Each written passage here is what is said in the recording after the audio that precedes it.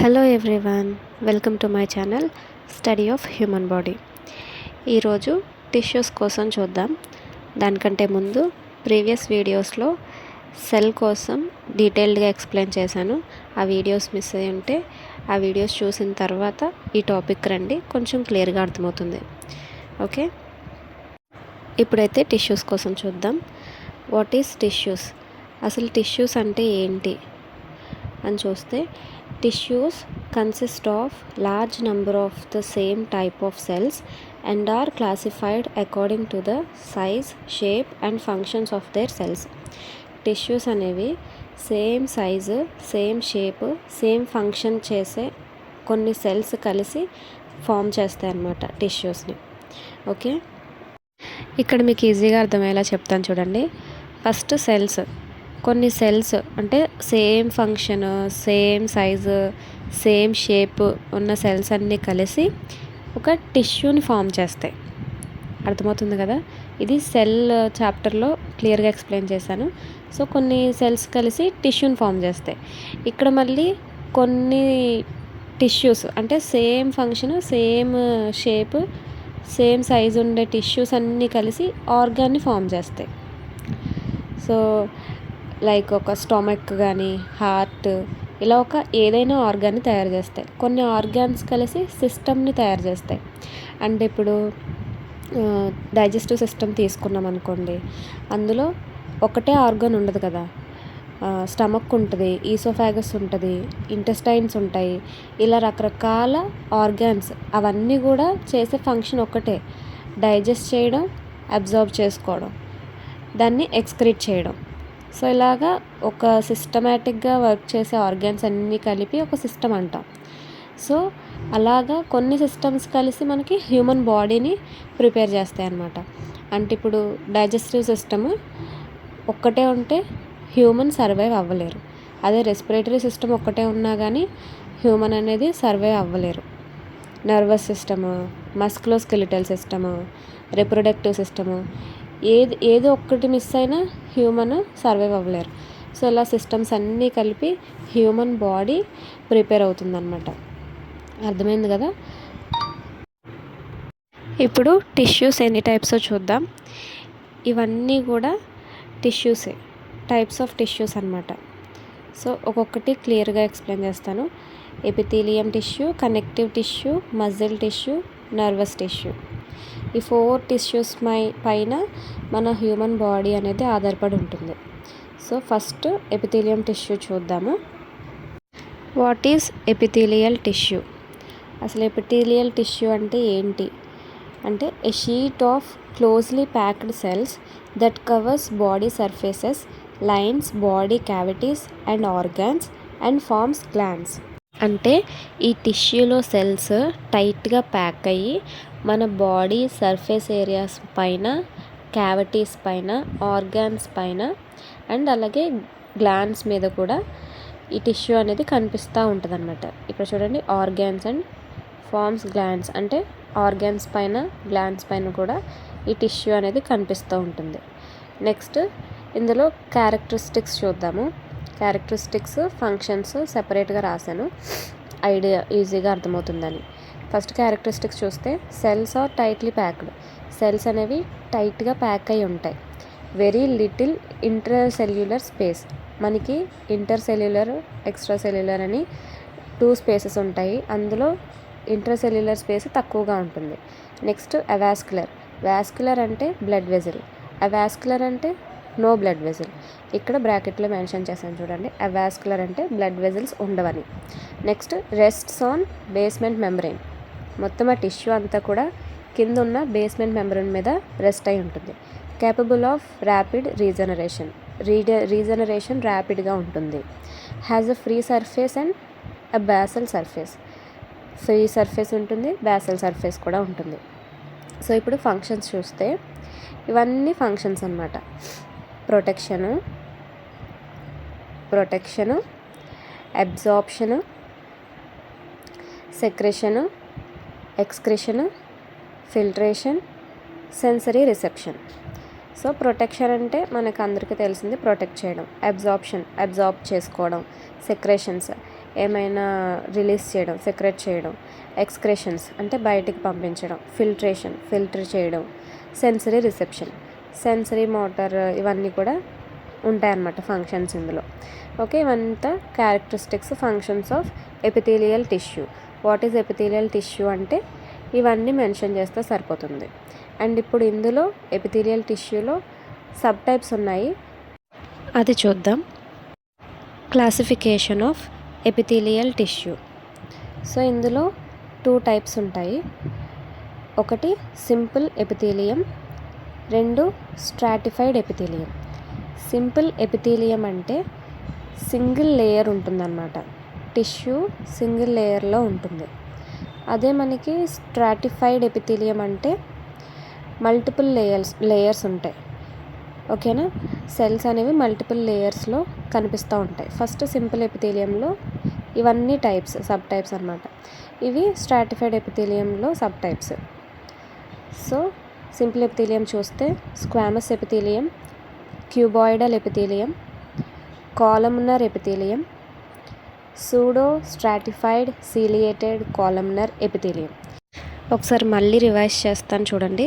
Squamous epithelium, cuboidal epithelium, columnar epithelium, pseudostratified ciliated columnar epithelium. Okay, ఇవన్నీ కూడా simple ఎపిథీలియంలో types అన్నమాట.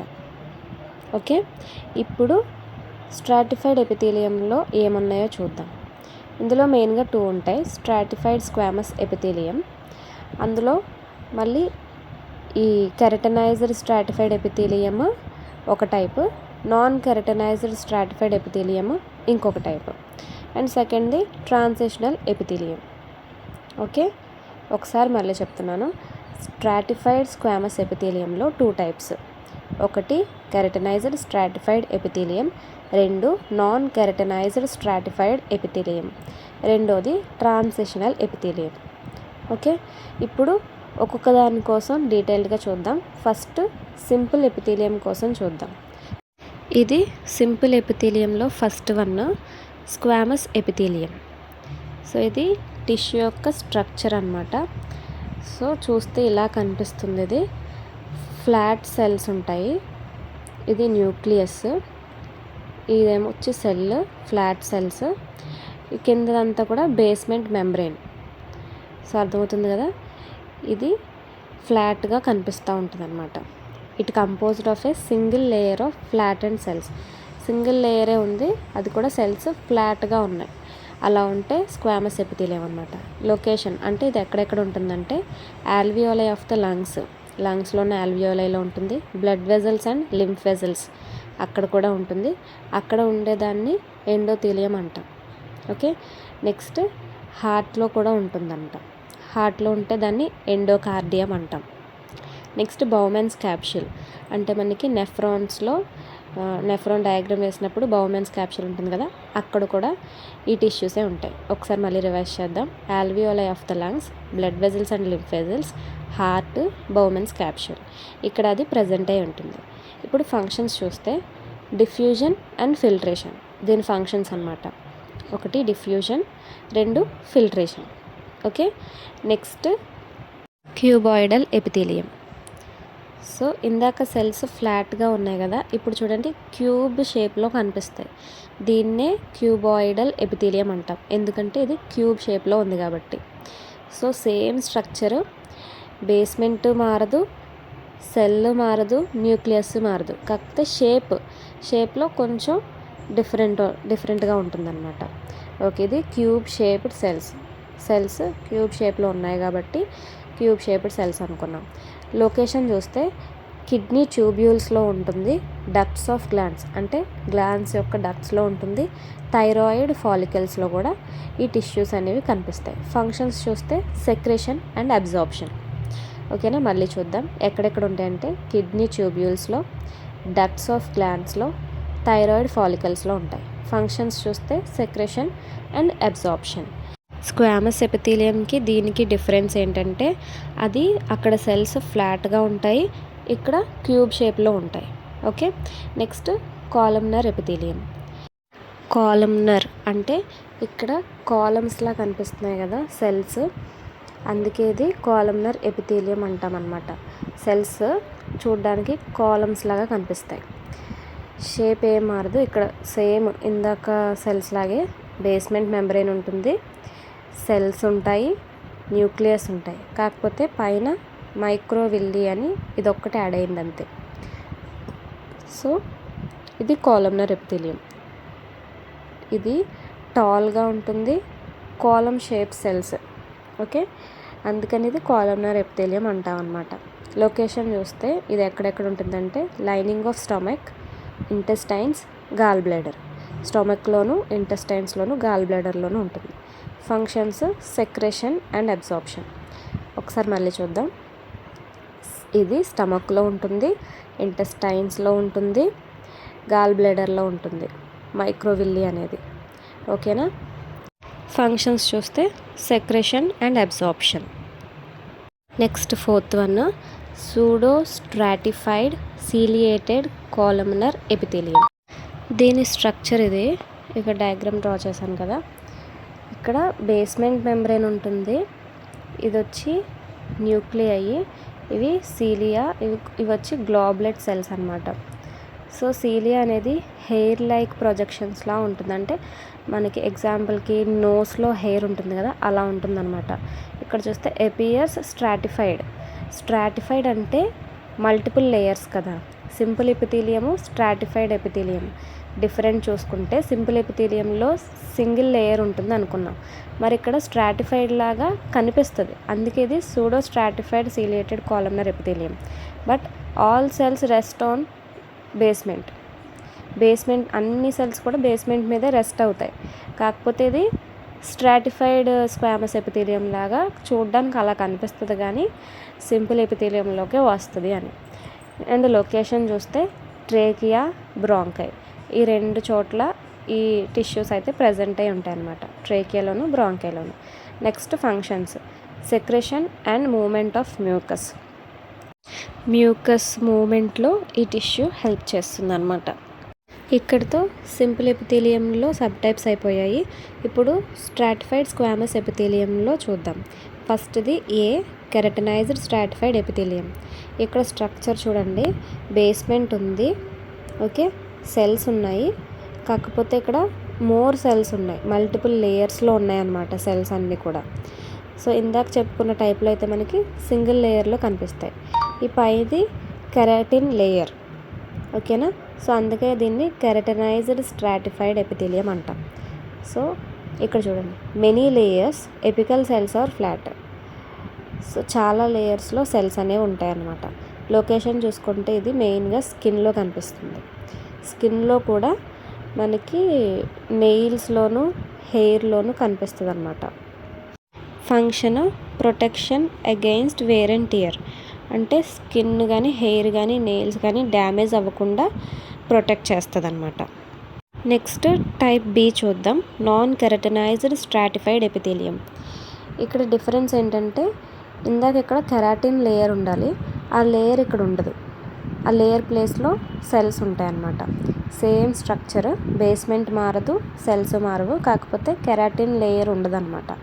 అందుకే దీన్ని నాన్ కెరాటిన్ అన్నాము. Many layers, surface cells remain moist. Surface cells మాయిస్ట్గా ఉంటాయి అన్నమాట. లొకేషన్ చూస్తే మౌత్లో ఈసోఫాగస్లో ఈ టిష్యూ అనేది ప్రజెంట్ అయి ఉంటుంది. ఫంక్షన్ చూస్తే protection in moist areas. So లోపలంతా మాయిస్ట్గా ఉండడానికి ఈ టిష్యూస్ మెయిన్ రీజన్ అన్నమాట. Next transitional epithelium. ఇది దీంతో లాస్ట్ అన్నమాట ఎపిథీలియం టిష్యూస్. సో స్ట్రక్చర్ చూస్తే బేస్మెంట్ మెంబ్రేన్ ఉంటుంది, సెల్స్, న్యూక్లియస్ కూడా ఉంటుంది, కాకపోతే ఈ సెల్ షేప్ మారుతుందన్నమాట. డోమ్ షేప్డ్ సర్ఫేస్ సెల్స్ ఉంటాయి. సెల్స్ చేంజ్ షేప్, ఇది స్ట్రెచబుల్లా ఉంటాయి ఇవి సెల్స్ అనేవి. ఓకే, లొకేషన్ చూస్తే యూరినరీ బ్లాడర్ అండ్ యూరేటర్స్ దగ్గర ఈ టిష్యూస్ ఉంటాయి. సింపుల్గా ఎక్స్ప్లెయిన్ చేయాలంటే ఇప్పుడు మనం బ్లాడర్ ఫిల్ అయింది అనుకోండి, బ్లాడర్ అనేది స్ట్రెచ్ అవుతుంది. అర్జెన్సీ వచ్చి మనము యూరినేషన్ పాస్ చేస్తూ ఉంటాం, తర్వాత మళ్ళీ అది దగ్గరికి అయిపోతుంది, అంటే స్ట్రెచబుల్ సెల్స్ ఉంటాయన్నమాట ఇందులో. నెక్స్ట్ దీని ఫంక్షన్ చూస్తే ఎలోస్ స్ట్రెచ్చింగ్ అండ్ రికాయిల్, స్ట్రెచ్ అవుతుంది మళ్ళీ నార్మల్గా అయిపోతుంది. అర్థమవుతుంది కదా, ఇదే ట్రాన్సిషనల్ ఎపిథీలియం. సో ఈ ఎపిథీలియల్ టిష్యూస్ కోసం అర్థమైంది అనుకుంటున్నాను. సో నెక్స్ట్ వీడియోస్లో మిగతా టిష్యూస్ కోసం ఎక్స్ప్లెయిన్ చేస్తాను. డోంట్ మిస్ దీస్ వీడియోస్, ఎందుకంటే చాలా ఇంపార్టెంట్, ఎగ్జామ్లో అడిగే ఛాన్సెస్ ఉంటుంది. Thank you for watching this video.